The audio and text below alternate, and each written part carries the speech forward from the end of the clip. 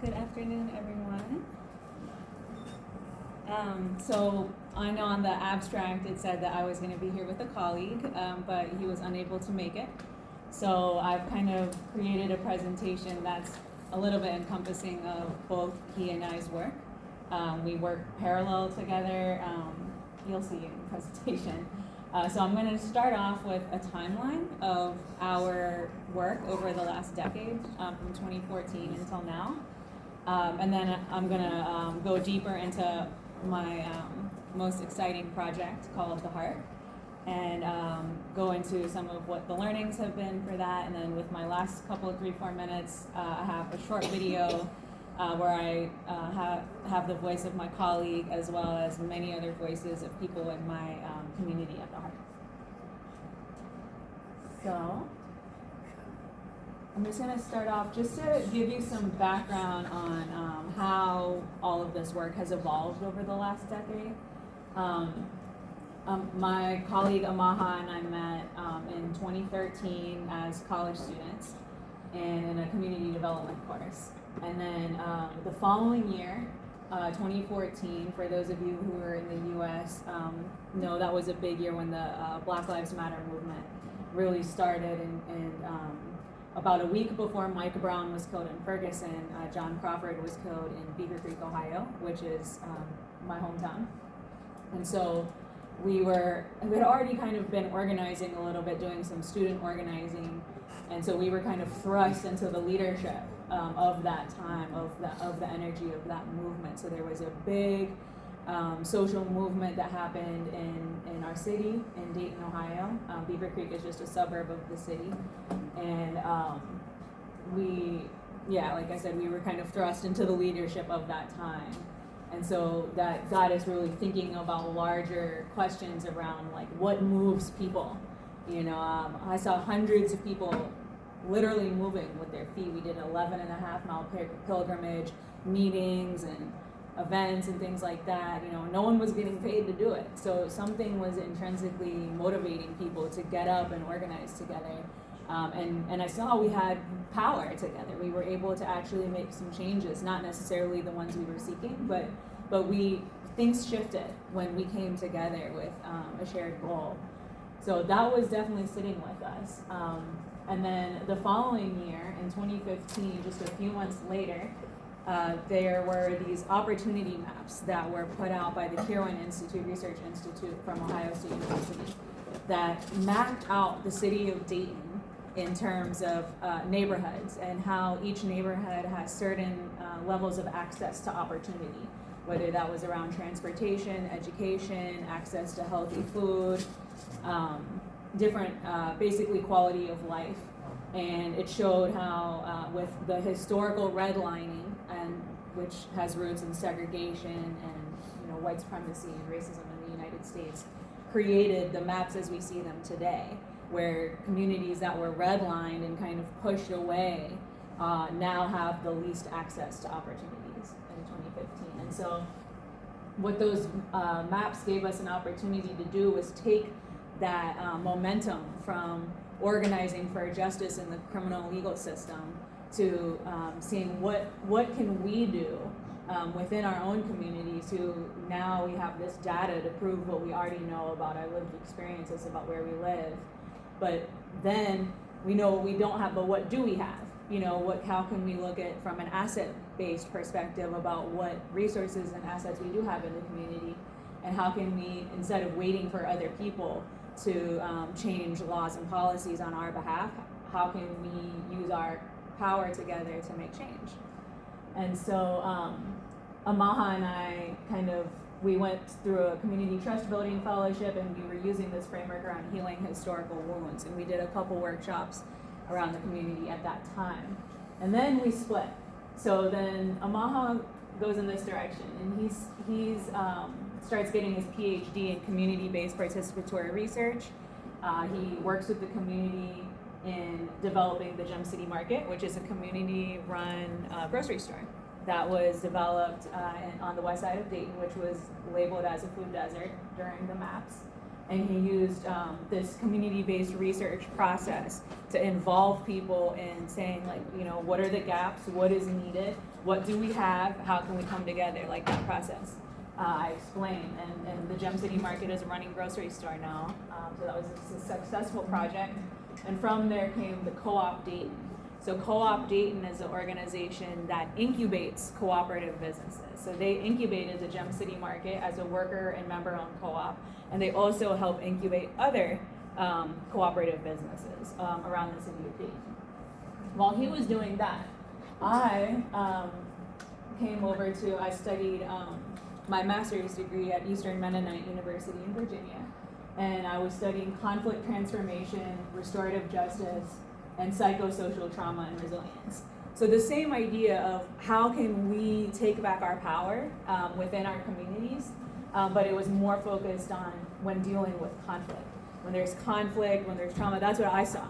I saw a lot of people who were hurt, who were traumatized, who had a lot of open heart and vulnerability on the streets, taking that vulnerability and standing off with armed police officers. So I thought maybe there's other places that we can take this hurt, you know, and this pure emotion where we can actually transform that emotion, you know, and instead of fighting amongst each other, how can we, and then having to call the police who we have a historical lack of trust, you know, how can we start developing our own processes to deal with the conflict and heal our emotional wounds together, so that then we can continue to do our work together that we're here to do collaboratively.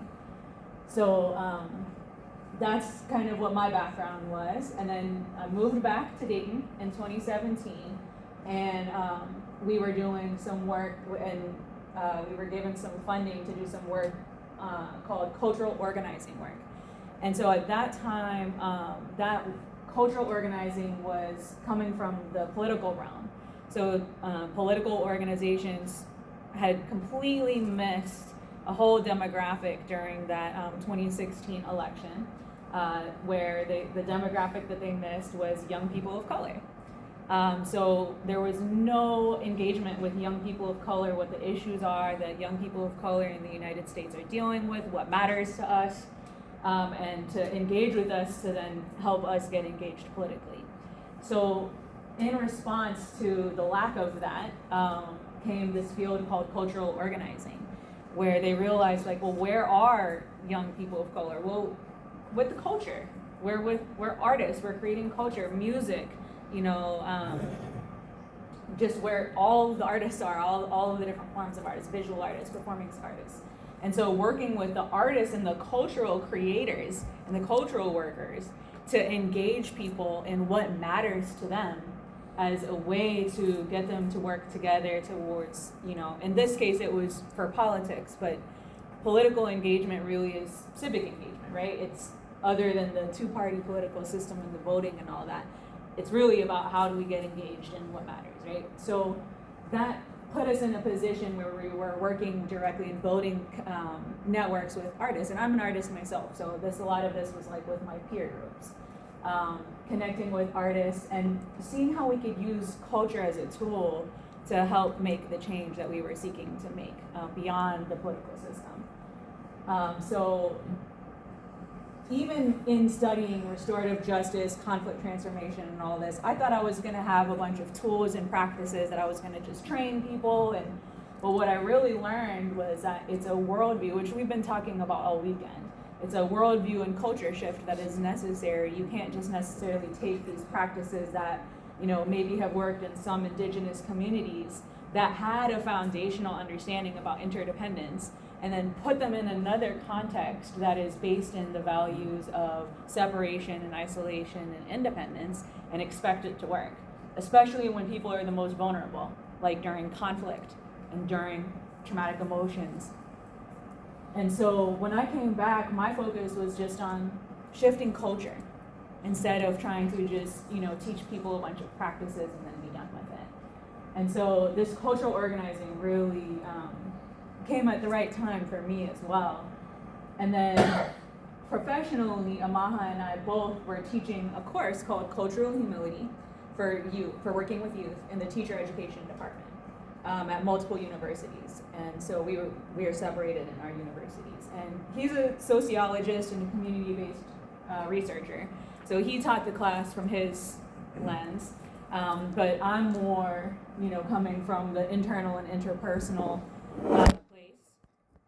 Thank you. So the way that I teach my class is in the circle. So I'm a circle keeper. That was probably the best thing that I learned in grad school, was about the circle process and using the circle process in many different ways. And so I teach my class in circles. So, if this was the classroom, I would start the first 10 minutes of class having everyone move the tables so that we could sit in a circle. And actually the tables would be behind us. We wouldn't even have tables in between us. And just really utilizing that process of engaging my students as people first. As some of the presentations already have talked about, there's so much going on in the world, especially in the education realm. My students are 19, 20 years old, young people. The news, I remember teaching the class, and one day the news that day was that lawmakers were trying to pass laws that say teachers have to be armed in their classrooms in order to protect students from school shootings. So I'm going into class, of course, I'm going to sit down and we're going to talk about that. And I want to give them a space to talk about how they feel about the fact that these lawmakers want them to be armed in their classroom. Of course, they had many emotions about that and thoughts about that. And there was a lot of fear that they're experiencing. And in all of their other classes in teacher education, it's not even being addressed that this is a current issue that they're going to have to be walking into soon enough. They're just talking about classroom management and these things that, when you're emotional about something and you don't have an outlet for that, nothing else matters in the classroom. So that was probably, one of the most beautiful things, and it still is. I'm going to start teaching again next week, the same class, and it's such a gift to be able to bring that into the classroom and let them know, hey, yeah, your emotions and your thoughts matter. Not only in this moment because you matter as a person, but you're going to be a person of influence in our society in a couple years. And so if you're not regulated, then how can I then ask you to support these kids, in that same process? And then in 2019, 2 years later, I ended up developing what we call the HeArt Dayton, which is a physical space. And it's an intentional community where we infuse arts, education, and healing, and it's like a cooperative cultural center, you could say. So it's taking this cultural work and putting it in a physical location, because I realized if I'm going to shift culture, space was so important. As many of you know, you probably travel from here and there, and you have all your tools and stuff in your luggage, and you set up in the room and put all your artifacts on the wall, and then 2 hours later you tear down, and so I was tired of doing that, and I thought, wouldn't it be nice if I had a physical place where the things stay on the wall, the books stay on the shelf, and so then people can slowly start to really integrate into a culture together. So that is what the HeArt is. And so I'm wanting to just kind of broaden the scope though. So this is the HeArt. We were engaging artists, activists, educators, healing practitioners, people who I would consider cultural workers in this process where they get to go through their own process. They get to be in healing circles together. They get to be in creative expression circles together, learn tools like meditation, have poetry open mics, all kind of different events that we have, and also just network with one another as not based on their job titles, but being around other people who are also seeking positive growth for themselves and for the communities. And so, but beyond that, I wanted to just share some of the pedagogical, connections between what I do in the classroom with my teacher ed students and what I do at the HeArt, and what I do in workshops and trainings all around the region in the Miami Valley. So with my students in particular, I'm teaching them cultural humility, but I'm not defining cultural humility for them. I want them to, and I heard a lot of this in the presentations already today, I want them to define it for themselves. You know, like they have something inside of them. And so I know if I give them a definition, they're going to try to memorize it, but 10 years later, they're in the classroom when they need it. They're not going to remember anything that I told them in terms of a rote definition. And so the purpose of the class, I take them through a process over the course of a few weeks where they're co-creating their own philosophy around cultural humility. And I break it down into values, principles, and practices. So that's their final project for me at the end of the class, is telling me what their personal philosophy is based on what are the values, what are the principles, and then what are the practices. So that they can take that and literally take it with them and have it with them in their classroom, remind themselves of the knowledge that they created for themselves around cultural humility. I'm using books and films to give them context. So, you know, books and films about the historical inequities in the education system, for example, the different experiences of minoritized groups that they may not have any knowledge of or experience with prior to my class. But then when we're actually in class, I'm facilitating. I'm more of a facilitator at that point, and I'm bringing in mind-body tools and practices, like I mentioned, breathing techniques, meditations, journaling techniques, and helping them develop the skills of deep listening and genuine curiosity. Thinking about humility, you know, like humility is something that comes from within, right? So like that's really, I see my role as a facilitator to help them go within and create a space where they can tap into that, and only from that place do I feel like any humility potentially may arise. And so that's really, you know, the point here, I think, is you know, creating and remembering our own knowledge within and amongst ourselves, and self-determining for ourselves like what things really mean, so that, you know, we can take it forward. So what's next in Amaha and I's journeys together? Now it's been 5 years of the HeArt, and so we actually can collect some data at this point to say like what are actually some skills and capacity that people have built, not like what we think they should have, but they can actually tell us themselves at this point. These are some skills that have built when it comes to embodying interdependence.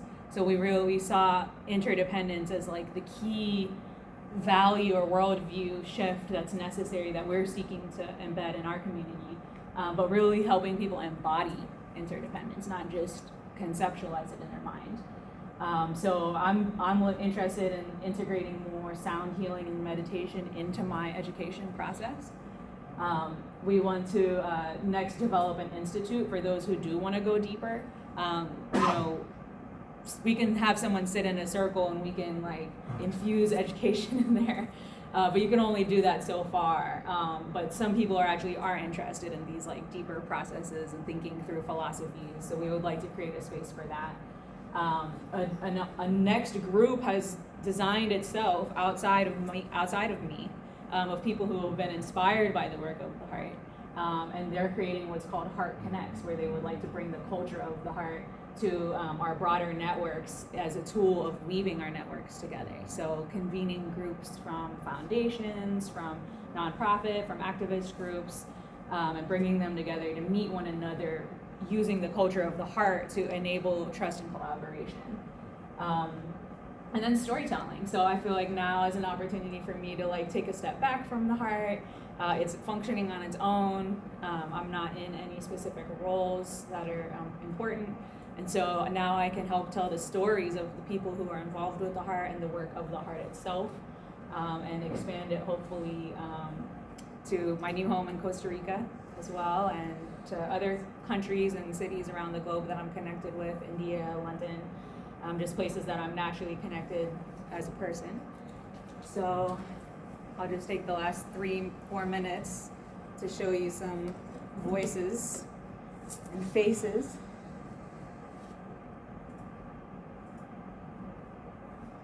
Hello, everybody. You know, I'm jealous that I'm not there because I was looking forward to the dialogue with everybody as, you know, we're continuing to walk out this road of like what this new world could be. My name is Amaha Selassie, coming out of Dayton, Ohio. That's Amaha. I'm gonna, since I only have a few minutes, I'm gonna skip just so you get some clips. But I will be posting the whole video on YouTube if you're interested.